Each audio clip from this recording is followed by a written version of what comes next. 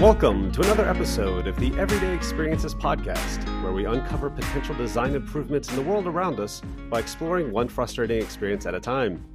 I'm your host and chief observer, Geoff Wilson, based out of Auckland, and joining me today is an extra special guest that I'm beyond thrilled to have on, Kate Rutter, based out of San Francisco. Kate, it is seriously wonderful to talk to you today. I see I'm already stuttering. Oh, that's very sweet. Well, it is an absolute pleasure to be here. I love the framing of the podcast. I think we all have good experiences and bad ones that we can share. And there's something really special about what you're doing, which is to bring and highlight the specialness and the interestingness of what might be perceived as mundane. And Yeah. I'm a big believer there's nothing that's mundane if you put time and attention and care into it. So it's an absolute pleasure to be here. And I love the fact that you use the word mundane, because that's how I've often described it. It's just, making the boring, hopefully a little less boring. Now, Kate, also, just to get us started, there's a good chance that not all the people listening have any idea of your background. So would you mind giving us a quick recap of what you do and what you've got going on? Sure. So my current efforts are in three different places. I have a personal consultancy that I do projects that are interesting. I'm very blessed with the network and with some past experiences I've had. So I get to work with teams. I often do workshops with them related to words and numbers and pictures, so sketching or metrics.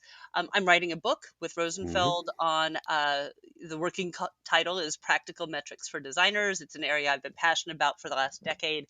And in the third pursuit is I am a professor of interaction design at California College of the Arts.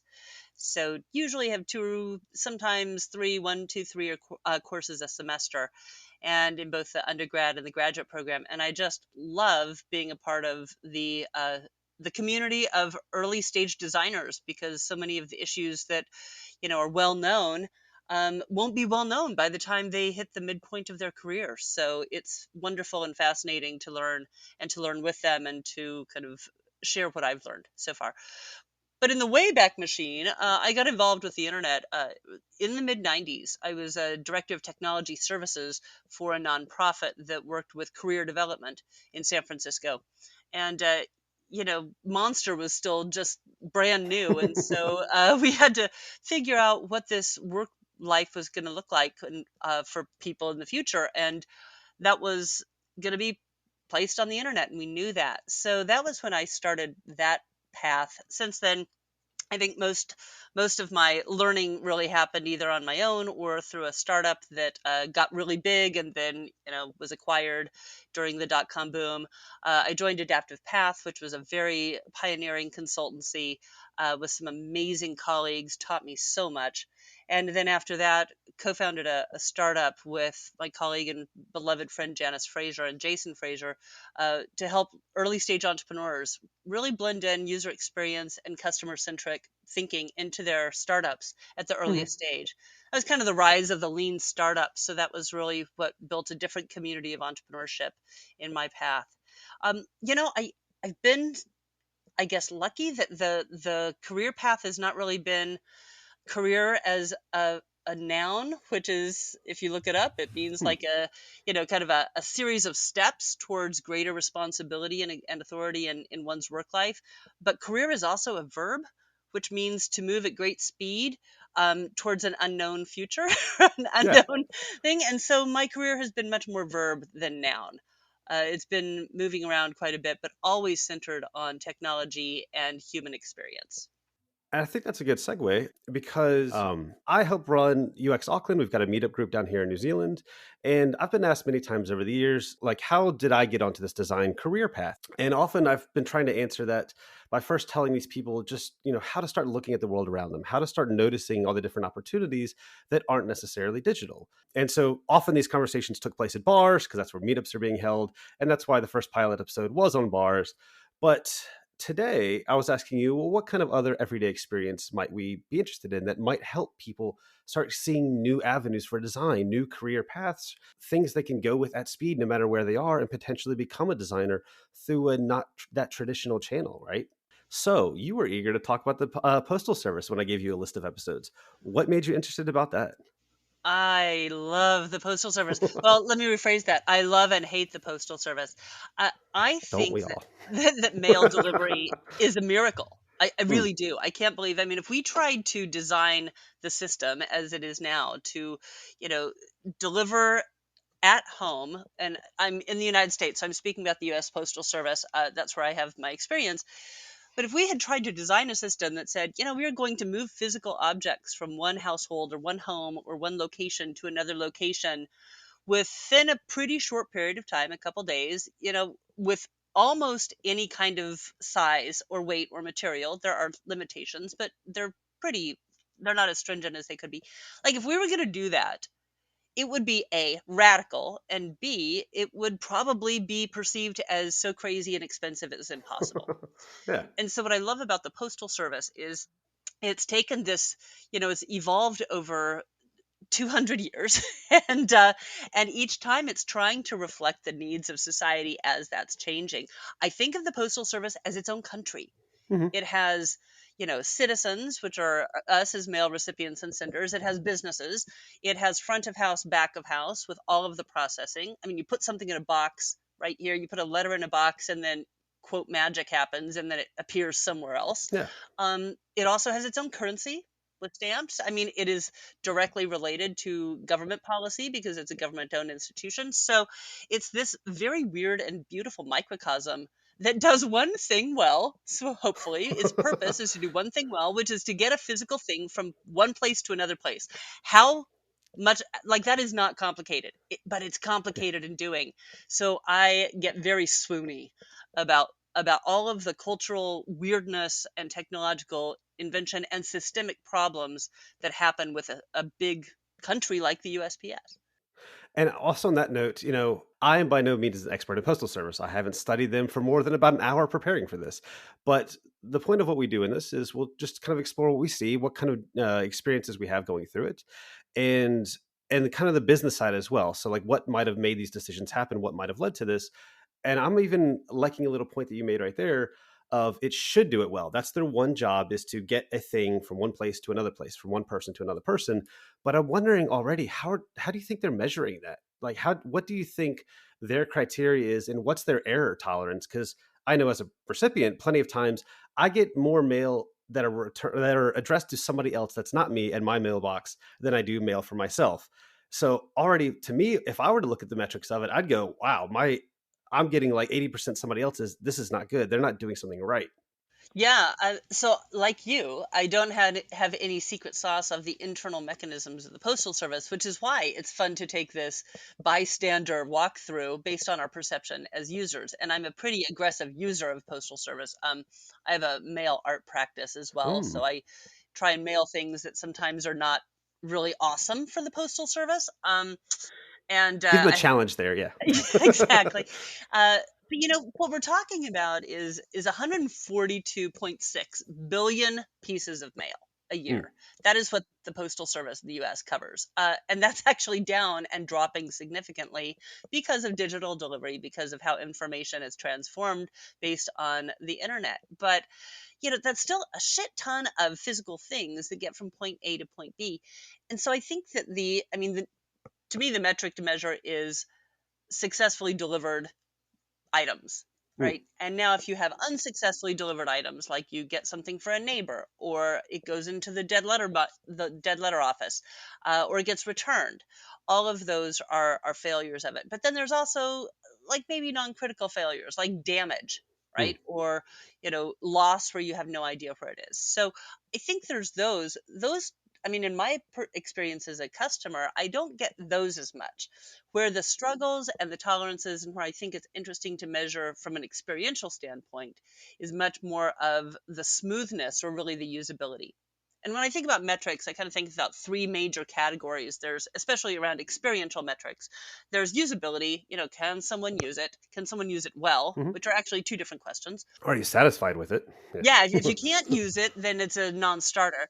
If you can use it, but you don't use it well, or it's not easy to use well, then there's definitely area of improvement. And then the second category that we often talk about is sentiment, right? Do I like it, or does it feel effective, or does it feel good, or do I like what it's trying to do, or am I quote delighted by it? Hmm. I sometimes struggle with the designer's focus on delight when I'm like, sometimes you don't necessarily need to be delighted by something, it just needs to do a job. So the third category, and the one that I don't think we talk about explicitly, I think it's always there hidden in plain sight, is usage. Mhm. And what I'm curious about is, of the percentage of American citizens, what percentage have mailed a letter or an object within the last week or within the month? And I suspect that those numbers are low and dropping because there's so many alternative ways of sending things. Uh, but that would be interesting because it means that's the coverage of service for the citizenship that for whom the system is designed. So I think what could be good to this is I like to walk through things from end to end, right? So in this case, maybe we'll take our own use cases. We won't hypothesize around what other people might be doing. I've got most often the time it's either mailing stuff back to my family in the US, or so I'm doing international now, or it's I've sold something on Trade Me, our equivalent of eBay, and I'm trying to ship a little parcel out to somebody else that I sold, varying different sizes. And the only last thing I ever personally mail is my voter ballot back to the US again. So I've kind of got like two parcels, one letter internationally, but otherwise I don't use it that much. But you said you're a frequent user. So starting with that experience, what is that first thing you need to do when you're trying to mail out one of these items? So if I'm going to walk through it, it's like there's someone I want to get in contact with, a friend, a family member. Um, we have a culture of letter writing in my family, so that's very common. And I write the thing, but then the mail process really starts at the envelope, Hmm. because the envelope's going to tell me how much this thing is going to cost. Not only the thing in it, but how thick is the envelope, how heavy is it. So the envelope choice is kind of a big deal. And where did you get it? I have a variety of envelopes from my past. I collect them, but sometimes I'll make an envelope out of a magazine page that I think is particularly interesting or cute. And then the next question is the address. So looking up and finding out somebody's address, thank you, Google Maps. That's actually pretty helpful. And I love the zip codes. I think zip codes are a miracle as well. That you can kind of, in some areas, put a name and a zip code and it will get to that person. Now, it's not reliable and it's not recommended, but it is possible, which is a fucking miracle. Anyway, and then I live in a community that has multiple residences in it. So we have a shared mailbox system. So I go out and I'll stick it in the mailbox, or I'll go to my local post office, which is also something that probably wouldn't fly if we were inventing the post office today. Is every rural community, and multiple places in urban communities have a physical place that is Hmm. staffed where you go and you can mail things. And that's often where the challenges begin. So I have a series of postcards that I can mail. They're wooden postcards. They were designed as mailable objects called wooden postcard. And when I take them to the post office and I say I would like to mail this, they tell me I can't, that I must put it in an envelope because it is non-automatable mail and it won't go through the mail. And yet, when I stick a stamp on it, first class or forever stamp, and I put it in a box, it arrives just fine. Yep. So that's already kind of interesting. Like, what is it like? Going to the post office actually creates more anxiety because I want to trust them, but I don't always know why things are costing the way they are. Sometimes I'll just put a shit ton of stamps on something and mail it off, but that also considers delay too. Just hope. Anything in that's interesting? I just think that so far as a miracle, it's just fraught with strange, unexpected things around pricing. I think that's it. And I guess that's one thing I always come up with, especially trying to mail stuff back to the US, is I have no idea what things are going to cost. I don't even know what things are going to cost if I try to mail it like a mile down the street here or a kilometer down the street. My Americanism is coming out. Most often time, I just take my letter straight to the post office branch just because to me it's less hassle. And also, I don't have stamps at the ready because I have no idea what things are going to cost. I just make that trip, which means luckily, I've got to pick a day to do it, but it's not that often. It's not that frequent for me. But I've also, tried to use, let's say, postage calculators online. So we've got the kind of digital side of that Mhm. too. But then I don't think I've ever gotten it right because I think every time I've ever tried to use the postage calculator online, it's estimating it well above what it actually will be, which actually kind of puts me off and makes me start wondering, is this even worth mailing it? Should I just buy the thing I want to send somebody at their local place and have it shipped directly to them instead of me? And yeah, so if I go into the branch, I feel like I can actually get that kind of service, which I feel is kind of like, as an analogy, when people say like, oh, well, just use a web chat or just use some kind of secure mail or form online versus calling us because we don't really want to take calls and they're trying to give you that impression. But there's some people like myself, I want to talk to somebody because I feel like I'm doing something wrong. I feel like if I was left to my own devices, I wouldn't get it right. And so I'm going to go stand in a long queue just because I don't know what I actually need to get this thing done. I think that's you just hit it on the nail on the head, and how I agree with that too. That I go because I don't know, right? And like you, that's so funny that you mentioned the postal calculators online because it's kind of challenging to find out how much a first class stamp is. But what's tricky is the sizes of envelopes because Hmm. the size, the form factor, like the length, the height, the thickness, and the lumpiness of it all make a difference in the rate. And it seems to make much more of a difference than I could ever calculate online. So I too have tried. I mean, I've got a postal scale, tells me how heavy something is, but it won't give me things that a postal worker will understand, which is like how lumpy or how thick something is. Can it? And the big question seems to be, can it go through the automatic sorting machine? Hmm. And if it can't, then there's going to be additional postage. But I'm a terrible judge of that. And apparently, the wooden postcards, I don't know how they deal with them, but they get delivered. So it's kind of like I want to trust the online and doing the self service because that's so much more convenient for me. But on the other hand, I don't, but I get very different information when I go to the post office. It's like there's these two different systems, and there's the online pricing system and the in-person pricing system, and they don't seem to, I can't ever figure out how they relate to each other. Now, do you think that trust actually affects the business from their point of view? And do you think it's something that they might care about? Yeah, one of the things that is interesting about the system is, do people have other options? Hmm. And if there were other options that were better, I absolutely people think people would use them. But there's not a lot of other options. So this is the classic enterprise software conundrum, right? Like we don't always have users, sometimes we have hostages because people in an enterprise can't choose whether or not to use a productivity tool. Now, that's getting a little bit more diverse and there's a little bit more consumer software that's useful around the edges. But if you have Salesforce within your company, that is what you're going to be using to track deals, to track customer relationships. If you're using any of those larger footprint tools, that is the tool. That's the system.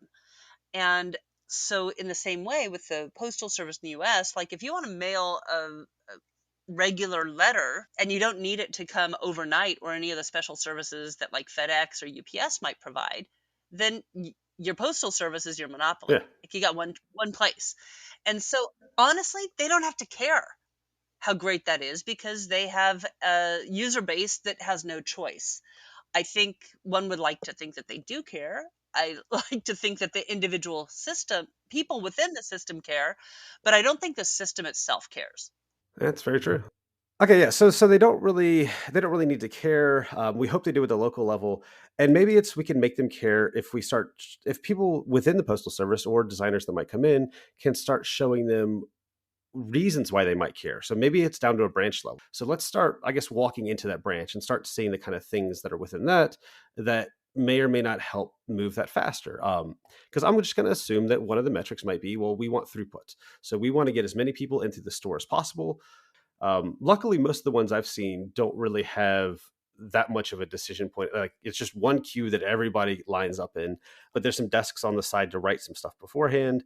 And I know sometimes I don't know what I don't know. So I go up to the counter because, like I said, I don't know how much stamps are going to cost. I don't know what envelope I need. I kind of want help. Like, hey, I've got this item and I want to ship this thing. What's the best way to do it?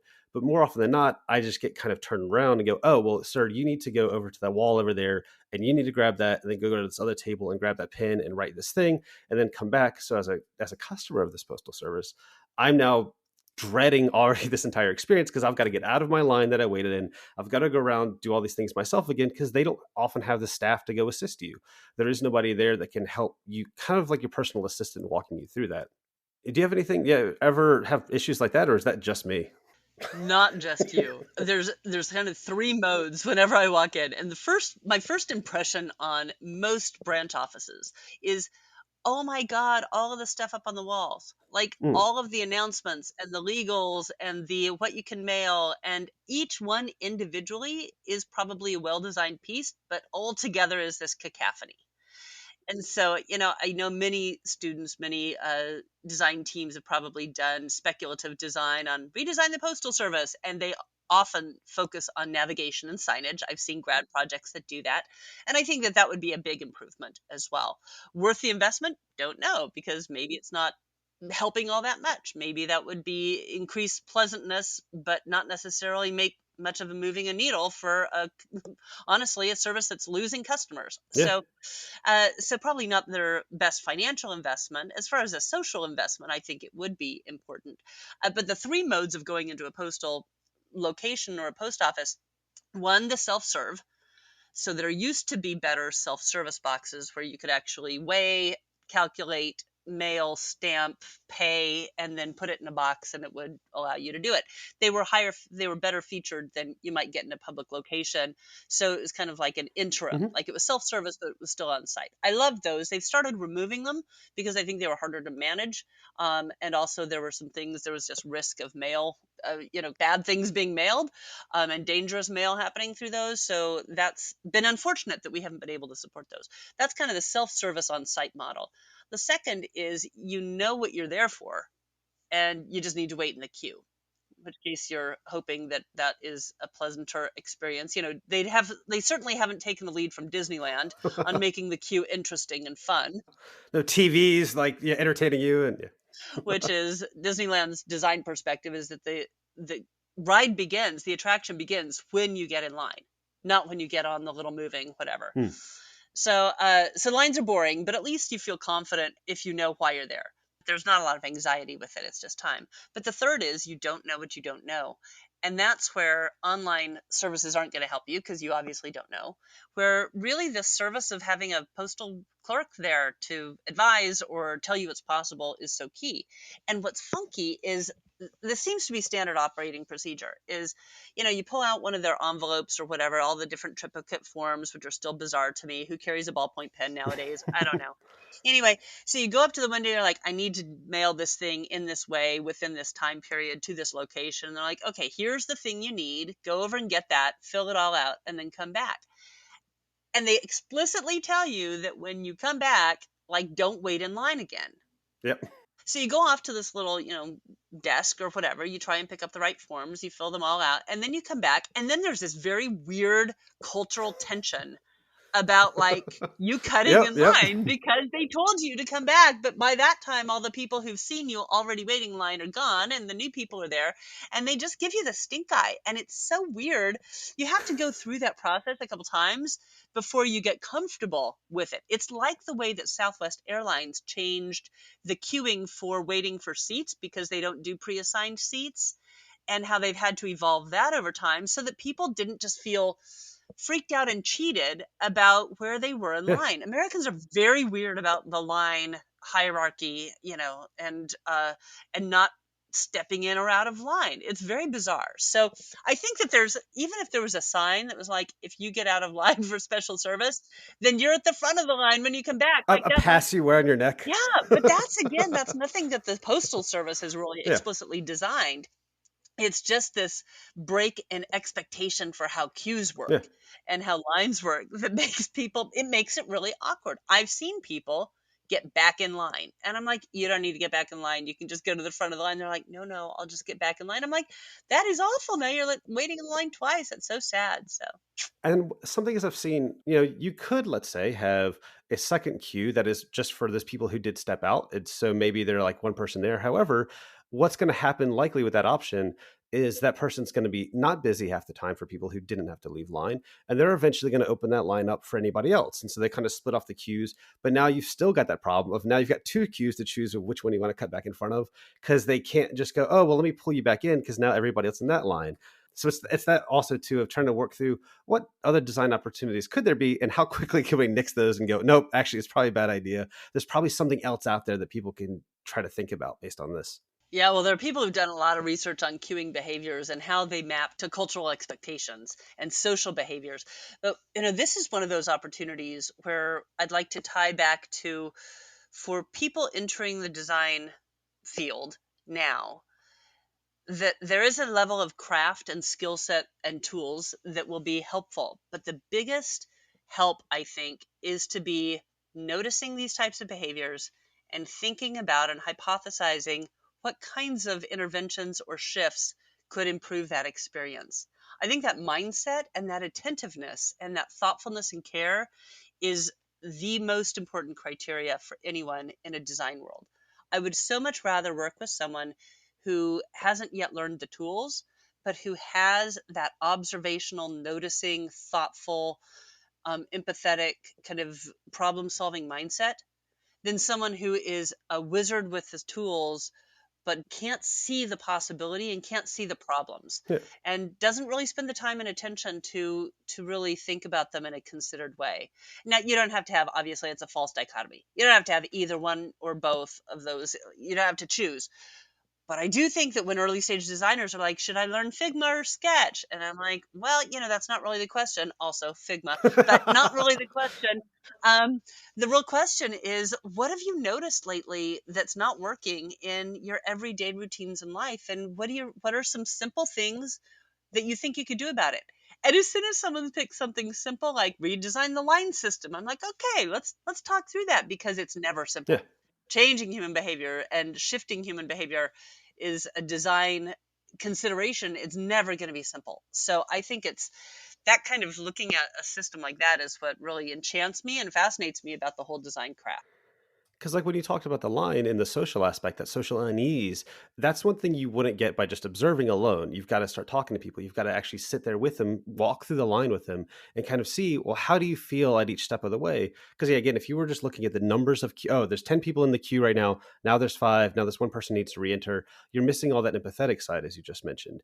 So that's the benefit of field studies, that ethnography side of things, of actually going with people and watching them go through that end-to-end activity. So are they able to actually mail out that wooden postcard, and what kind of moments of just anxiety like arose during that, these kind of moments of pressure where you start debating whether or not this is all worth it?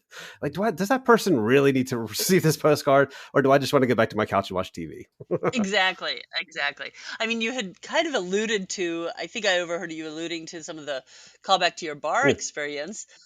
Maybe there should be big screen TV. Like, I actually could be pretty excited by watching a dynamic visualization of mail service within the United States. Like, I'd love to see that visual happening. It would help me feel in line as if I'm really part of something bigger than myself. Like I'm part of this Like system. how sorting lines work. Yeah. Like, if you like, I love being taught stuff. So actually, wow. Yeah, if I got to see kind of like, yeah, here's how your parcel is going to go through. Might not be, it's not like a TV show, but I could still go, oh, I understand what's going to happen after I drop this off. I understand the process. And by also understanding that, I might actually get less frustrated in the end by why isn't that there yet? I might call you and go, Kate, hey, did you receive my letter yet? Weird, I mailed it like 10 days ago. What's happening? But maybe there's ways to teach me as that customer to understand what to expect. And so my, expectations of my mental model of how long I think things should take to get to you, it can actually be altered a little bit. I can actually be educated some. For example, New Zealand Post only comes once every other day right here. We're not the biggest country, but it only delivers either for your house. Also, I don't know which one I'm in, either Monday, Wednesday, Friday, or Tuesday, Thursday, Sunday, I think, or Saturday. So they actually do it 3 out of 4 days a week. But they say for your house, you might be one or two of these groups. And it's been 3 years and I still have no idea which one I'm at. But it really doesn't matter in the end, because I'm not often eagerly waiting for that one little thing. If I have to wait an extra day, it's not the end of the world. But the countless times that my parents have mailed me something from the US to here, or I've mailed a letter back, if we want it to arrive by Christmas, it's just a crapshoot to see how long ahead of time do we think we need to do this, just to kind of reduce the error that it's not going to get there until much, much later, till way past the event or whatever it might be has passed. Yeah, I think the time of delivery. So the pricing and the time of delivery are the two areas that I notice the most profoundly as part of the postal experience. So the thing that break the miracle for me, because those are where the anxiety happens, and that's where the system really shows its ugly head. Is it's complex. It can't hide its own complexity with the pricing, and it can't hide its own prediction and complexity with the delivery estimates. So it used to be first class, it'd take a couple days, a day, couple days, whatever. And now there's really no guarantee. It'll give you an estimate when you maybe 2 to 3 days. But as one experience, my sister who lives in Arizona and I live in California, uh, she had a special day coming up, and I wanted something to get there, and it was oversized. It was 8.5 by 11. It was just an Mm. envelope, but it was a big envelope, and kind of a weirdly decorated envelope. But I needed it to get there. But I also wasn't quite willing to pay for it to ensure it was going to get there, because that was a pretty big price point. So, I gave it like 3 days. It's supposed to get there in between 2 and 3 days. And it took 5 days to get there, which meant it's missed her day, which meant I needed to text her and tell her what was in it, because it was something that she was supposed to have on her special day. So that like was a fail of delivery. And she'll eventually get it. I'm pretty confident with that. But I was also disappointed and wondering then if I should have had some kind of guarantee. Yeah, because I guess there's those extra ways that the business makes money is they might sell you insurance for like your parcel arriving, or they'll sell you, a signature. So let's sign it whenever they receive it, and whether or not people actually, if that actually works, or if people just forge it. Or I've had a myriad of things that have happened with that. Half the time, though, it's when I'm actually trying to receive something, that's actually when I missed that package because it came to me. I'm not home, I'm at work. And they go, oh, well, signature was required. I had no idea it was required because maybe you didn't tell me. Maybe you didn't tell me, hey, you need to be at home this day. Did you know there's something on the way to you that you're going to actually have to sign for because it's valuable and I paid extra money to have it? But then you get that great little sticker on your window that says, hey, you weren't home. Half the time I was home. It's just they didn't even knock. They just looked and go, no, and just walked away. But yeah, then it's this And whole now new take journey. a day Yeah. off to Yeah. go to a physical location and pick up Yeah. your Yeah. shit. Yeah. Yeah, it's there's a lot of people right now that are spending time at home. So I think that the aggravation of having to go to the post office to do certain things has shifted. In general, that timing of having to go to a location that's only open during business hours, because they are a business and they hire people and employ people during standard business hours. But of course, like during early in the morning and noon and late in the day are the times when it's most busy, because that's when people are able to find that time to go in on site. So that's another one of those considerations of, maybe it'd be cheaper to mail things if you're off the peak hours, right? I mean, we have peak usage, and sometimes there's a pricing relationship to that. So it'd be interesting. Do you think you would ever pay extra to use a service that you actually like it had after hours, like specifically just being able to drop it off after hours, but it cost you an extra however many cents or dollars? Would that actually be a thing for you that would even be a consideration or not? Probably not, although I'm pretty financially like money conscious. So I'll work with the system to try and get the most out of it for the least amount of pay, or money. But one of the things, so when I dream, I do dream of redesigning systems. And one of the things that intrigues me as a thought experiment is, what if we just got rid of stamps completely and everything was kind of on a digital Hmm. account? Okay. So I just put something in a box, it appears, and then I'm charged for it or not based on that. Now, you really have to have some standardized pricing, at least, so that people don't get totally screwed.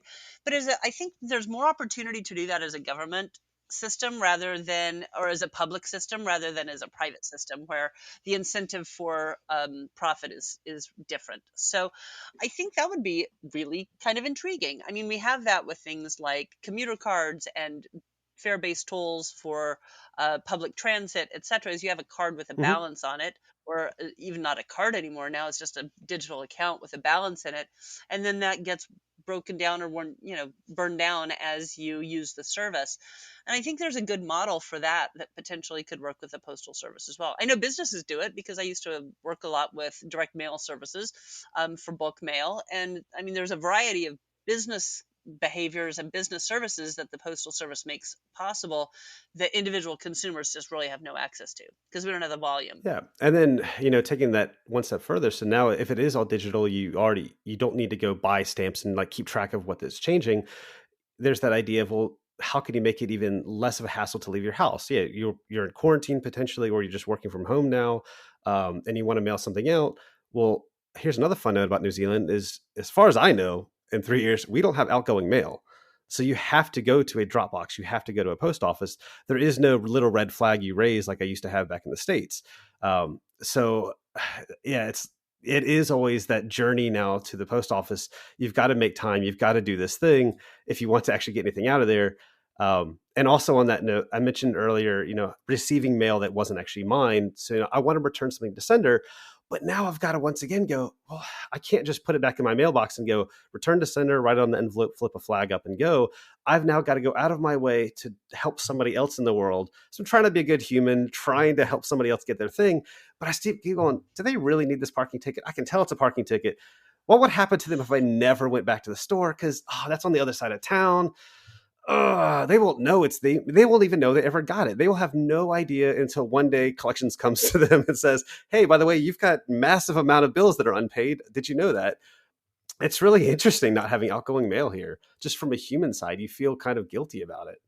Yeah, I had no idea that was a thing. I was already kind of intrigued with the every other mail delivery, which I honestly suspect we will hit with the Postal Service as well, because things, less than 50% of all bills, which are mostly timely, are sent via the mail now. Like that was a huge cut. So a lot of the legal day-to-day kind of things that we relied on for the mail system earlier are now happening through other means or all digital. So I think the timeliness has really shifted as far as expectation. So I actually believe that for cutting costs, et cetera, that there's a likelihood that we'll go to every other mail delivery system in the States at some point. I think there'll be a huge hue and cry, and then you look back historically and realize at the very beginning of the Postal Service, they didn't even have local delivery. Like you Yeah. went to the post office to get your stuff. Like it was, you paid to go from one post office to another post office. It didn't have that last mile. So we might be moving more back towards something like that. But you were talking about no pickup. Are there no boxes that you can put things in? I find that kind of terrifying. I mean, I'm Well, there are horrified. drop boxes, but those are like, like for me, I can walk 20 minutes down the hill to like the local, like the kind of local, not really a town center, but the suburb center, if you will. A bunch of little shops and shopping centers. So I guarantee there's probably a post box down there. Now, I don't know where it is right off. So I will probably have to go look on the website again and go, where is like the nearest post office shop? But otherwise, yeah, I basically throw my mail in my bag. I take it to work and go, I'm working in the city. Surely somewhere, hopefully near me, is a box. But then again, I go there to work and then look at it. And I start also going, I work in an office. I work in a corporate office. And because of that, we have outgoing mail. So more often than not, I'm actually kind of just drop it in our work slot. Like, will they really know that this is a personal thing going out? I don't know if office managers will get mad at that or not. I don't know what the rules are, but it's trying to make my life easier to help somebody else potentially, because there's no easier way that I've found yet to return stuff to sender. Which actually, on that note, maybe that's a new direction to go. What about changing your address when you move? There's a lot of rules around that. I've moved quite a bit over the past few years. I've moved multiple times in the US, in the years leading up to me moving to New Zealand. And, post office in the US, at least I know you can only update your address every 6 months. So if you were in a situation like there's millions and millions of people in the US that I guarantee move around quite a bit. So those people, those extreme use case users, they're people who might be put out by these business rules of you can only change it once every 6 months. So if they are people that maybe need to have those things delivered more frequently because maybe it's more of a paycheck by paycheck life, maybe it's whatever else you're doing, you need to have that coming to you. But what do you do now? Do you have to go buy your old apartment that you just moved out of 3 months ago and go knock on their door or raid their mailbox and like do it under the cover of night? So like you wear your all black and you gotta like go sneak in. Which is a federal offense. I mean, to get into somebody. So yeah, probably not recommended. Like, I swear, officer, I'm just getting my mail. I swear. Yeah, the address change. I've often wondered about that. Is I work with quite a few folks who are they don't have a permanent housing. They don't have a permanent address, and that keeps them from being part of this distribution system completely. Hmm. They can mail things, but they can't receive them, and that gets very hard when you're trying to do things like register to vote or show a bill or have some type of legal address.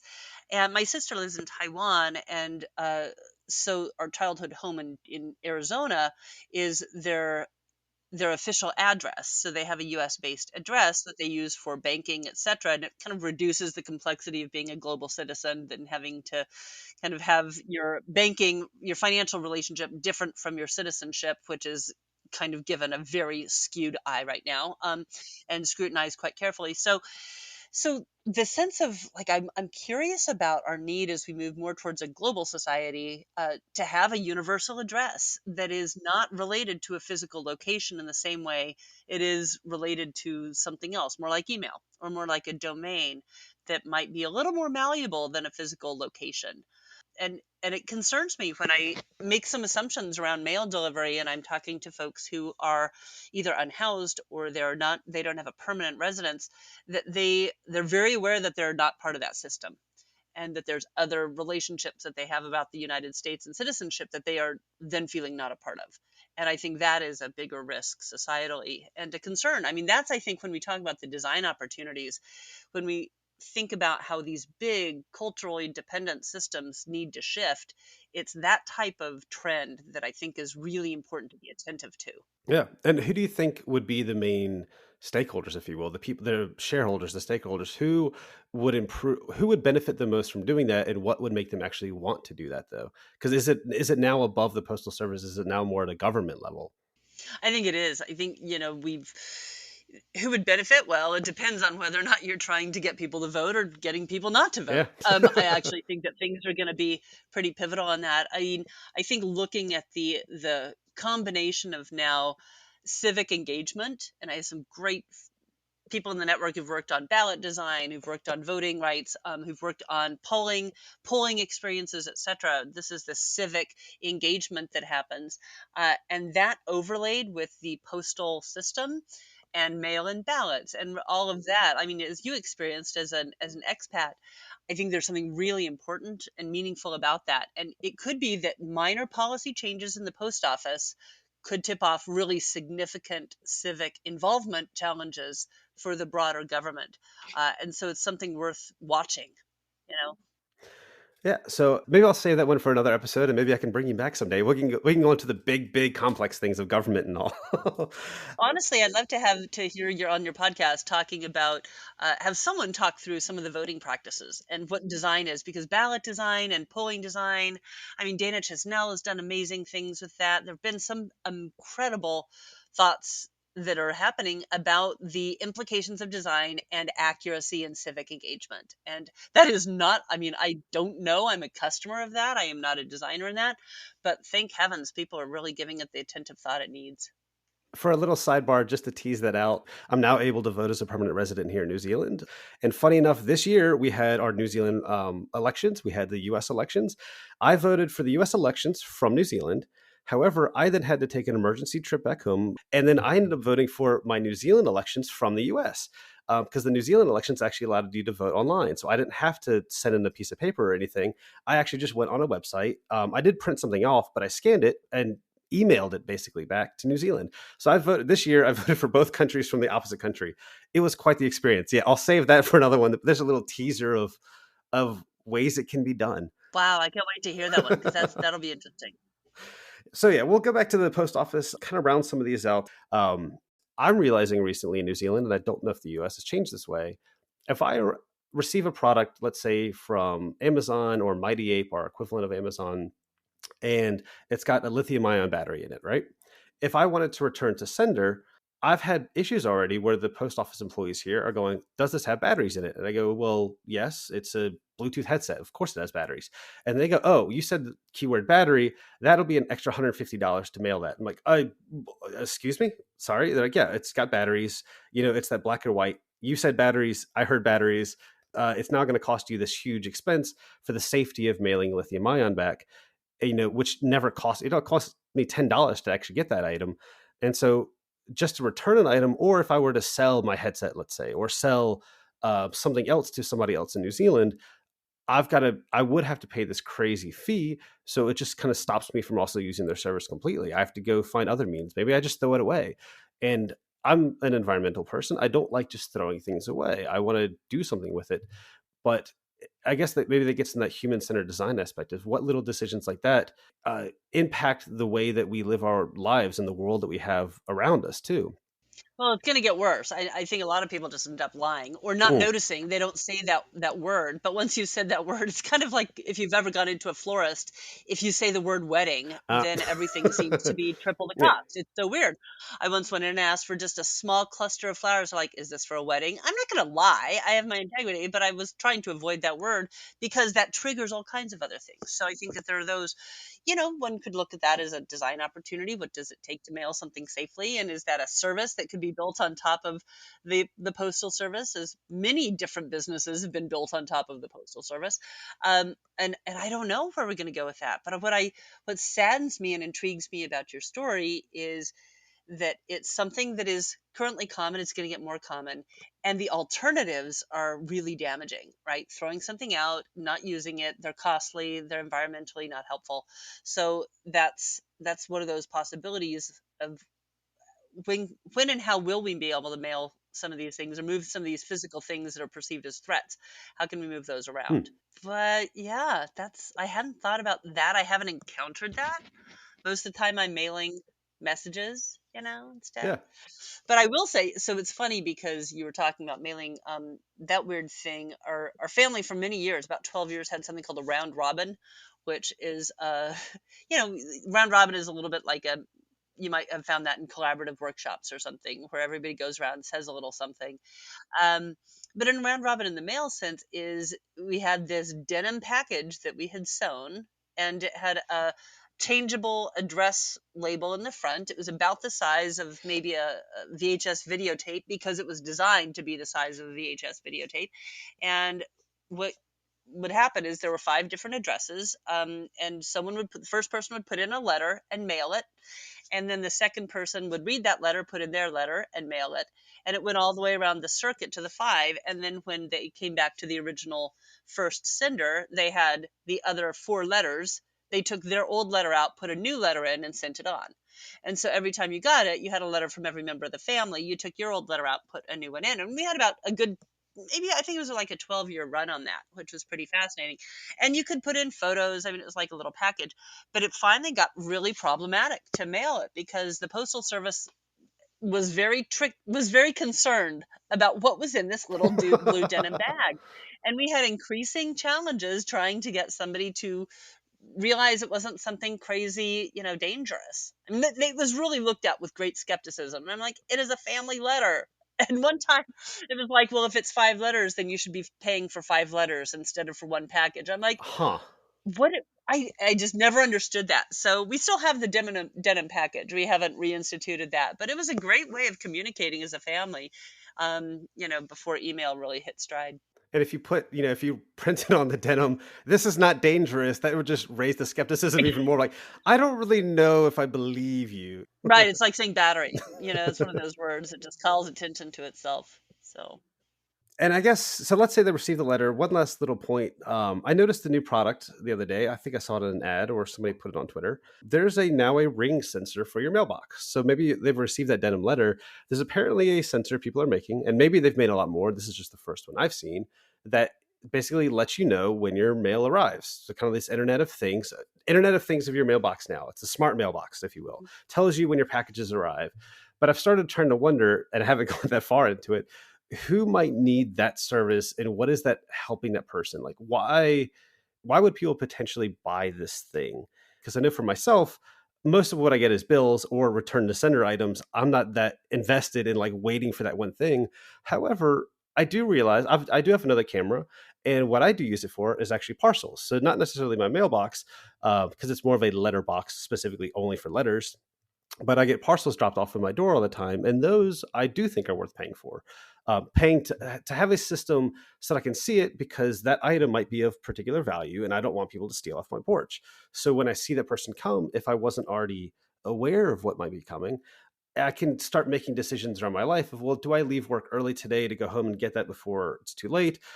Because it's a security system, I could just scream at whoever might walk on my porch and yell at them. But yeah, it's just a new little product that I started wondering about. Yeah, who is this for, and who might need that the most? I think that's fascinating. At CCA, we have a course called Creative Entrepreneur, which is for designers that are juniors or seniors in the undergrad program. They form teams, and through a semester, they identify a real significant human need, and then they experiment and try and validate their way using lean startup principles to solving that problem in a way that could scale. And they do this not hypothetically, like you might do many design projects in an learning situation. They do this with actual customer development interviews and actual experiments in the world, and trying to get people to sign up and adopt a product at a very, very early stage. And it's a transformative learning experience, but I'm always so enchanted and amazed with the sophistication with which the learners identify a real need. And this past fall, we had a team who was working on package delivery and reducing package theft. So, package insecurity is the official name for that category. And there's a lot of different interesting technological inventions trying to solve that. But what's interesting, and it solves one piece, it might solve the technical piece of identifying when a package arrives and where it is. But what I really was intrigued with, and where they were really struggling and trying to solve it as a team, was what you mentioned, which is, I know there's a package there. I know it's been delivered, but I am not there, and I cannot go get it without interrupting other parts of Mhm. my life. So what do I do about that? I mean, notification does not mean successful delivery, successful, completion of that process. And so the more they did mapping into this, all of the different things that happen around package and security, the more they realized this is an incredibly complicated problem. And so how do you bite off one little part that you can start to solve? So we'll see. I mean, I've also seen ads for Amazon, where they have something that'll open your garage door if you happen to be in a single family home, and they just stuff your package underneath there and close it back up again. And I'm like, that's interesting. And yet I'm not sure about that, right? I'm not sure if I want somebody opening a garage door if that's something I have access to. So yeah, it is a very weird time for technology. It's a beautiful time, but it's a weird time, and hopefully we'll get a time where we can think about the inclusive issues, the ethical issues, the access issues, all of those things that really good design needs to address, not just does it tick a box on some set of Yeah, requirements. because at that point you could almost have, instead of opening your garage, you could have a little box outside that RFID. So when the postal service comes, it automatically unlocks it, kind of like a Bluetooth key, and you've got the other key at home, so you can unlock it. But again, it's that question: would you actually pay for that? Would that? And there's an entire complex system.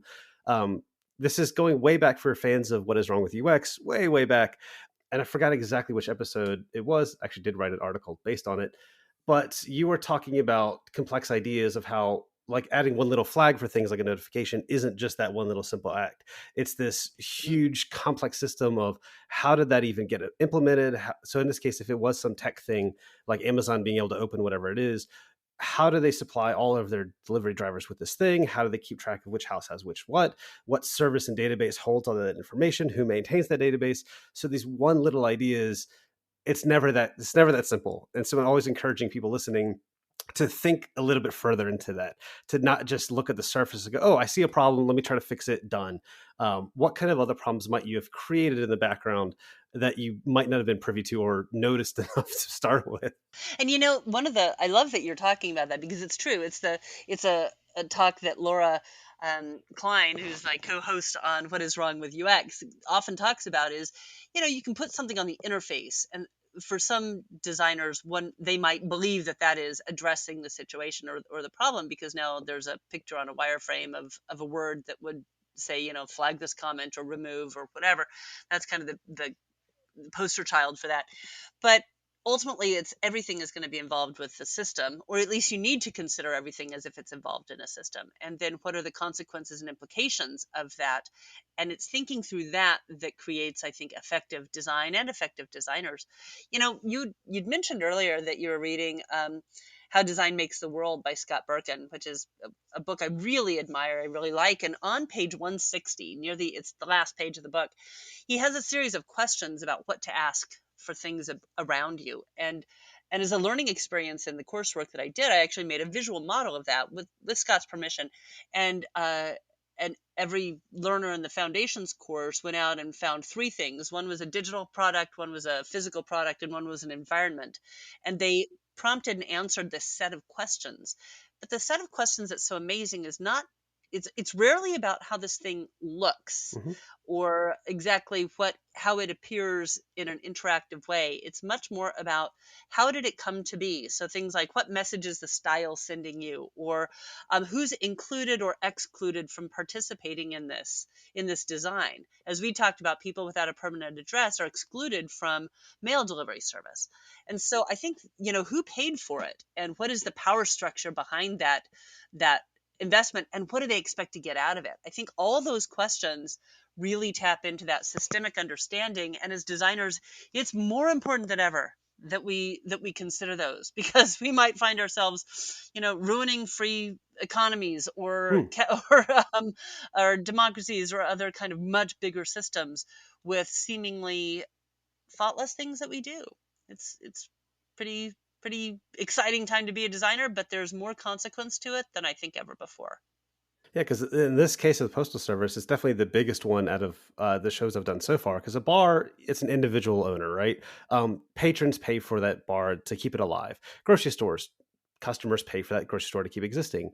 But this Postal Service, as we've gotten to a little bit before, it is a government-run thing, at least in our two countries, and that is paid for a lot of by taxes and keeping that running, and then also stamps and packages and things like that. It's more the operational costs that are I'm assuming that are covered by a lot of the stamps and package costs and insurance and signatures and stuff. And it's one of those you mentioned in Scott's list, who's going to pay for it. In this case, if you were to go ask any person, hey, would you mind an increase in your taxes to pay for this nifty thing that the mail will do, or this, we're going to make our branches better, are you going to pay for this? By and large, nobody's going to say yes, I can't wait to pay for the branches to be better. Despite, as we talked about, kind of wrapping this all up, you mentioned trust. I think is the biggest theme that I got out of this, is just this lack of trust in knowing how it's going to go. Mailing something out, will it actually go through? Trust in how long you might spend at a branch. And so that is one of the trickiest probably questions, is who is going to pay for this, and how do you get people on board with actually wanting to go through with these changes? I think it's a good challenge. Yeah, I think any of us that are working in really big systems, whether that's system of education or system of government, or companies or systems, economies or systems as well, that thinking about how the money flows. I've actually started an activity now when I work with products and when I use products. I think about how the money flows. How many actors are there, and who's paying for what, and who's uh, what is that lifeblood of the money? And I'm not super fascinated with wealth and money. I think it's a means to an end. It's not the end in of itself.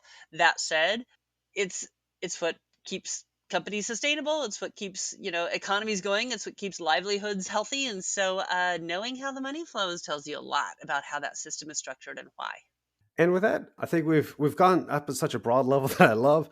Do you have any final nitpicky things about Postal Service you've always wanted to complain about by any chance?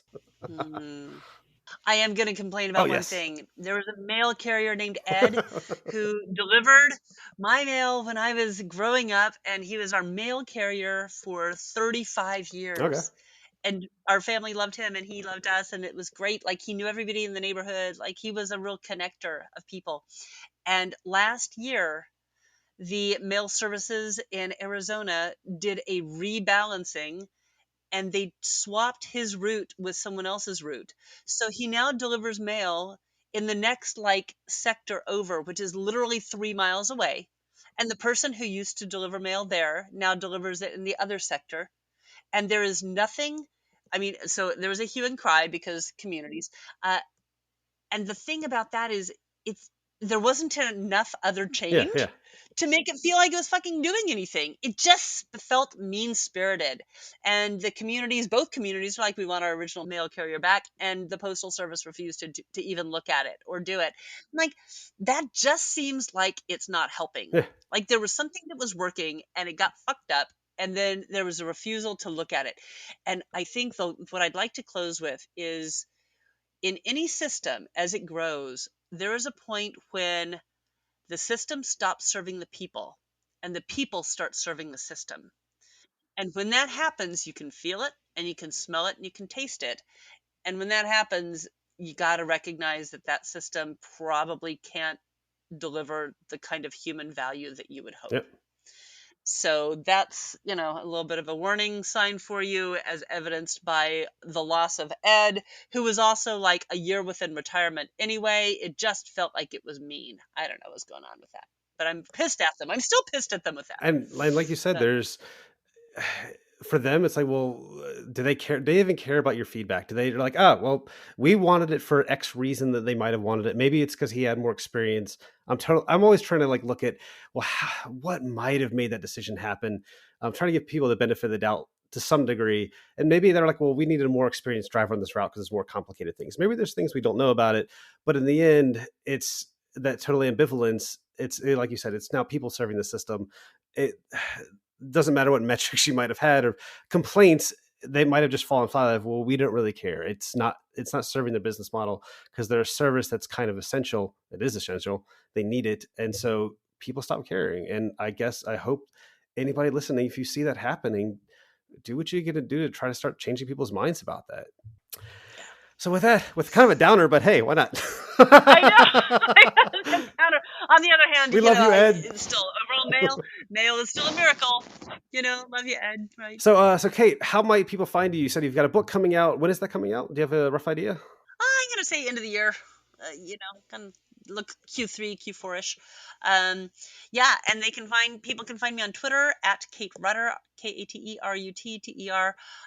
We love folks that listen to the podcast, which we laughingly call Pod Clash because we fight two old ladies drinking and fighting about UX.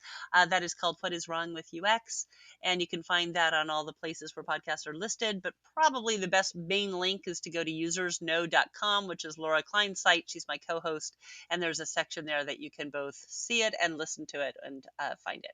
So those are the best places to find me. I have a personal site at intelletto.com. You're welcome to visit that too. It's kind of a hodgepodge of my digital life. So probably Twitter or What Is Wrong with UX are the best places to kind of contact me. Thank you, Kate.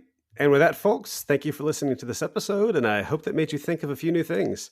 If you would like to continue this conversation or see examples of what we were talking about today, you can find and follow us on social media at EverydayEXPPod or myself at Geoff Wilson HCD. Please consider subscribing on your favorite podcasting app and leaving us a rating so we can keep this going. And just remember, you don't have to have a fancy job title to start noticing and improving the everyday experiences wherever you work. Thanks, and we'll be on the air again soon.